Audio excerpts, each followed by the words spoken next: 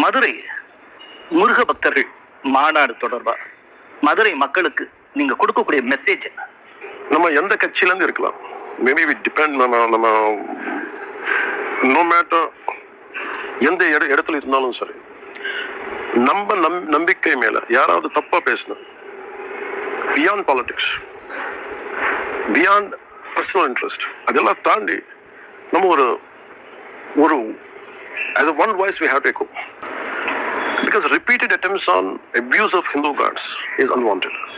சில சமயத்துல irrespective of petty politics, irrespective of personal benefits, everyone should come together. We are here to celebrate Murugan's valor and love, and we all live under Murugan's protection, Lord Murugan's protection. அதெல்லாம் சொல்றதுக்கு I think we all should come together. We have to celebrate the valor and love of Vetrivel Murugan.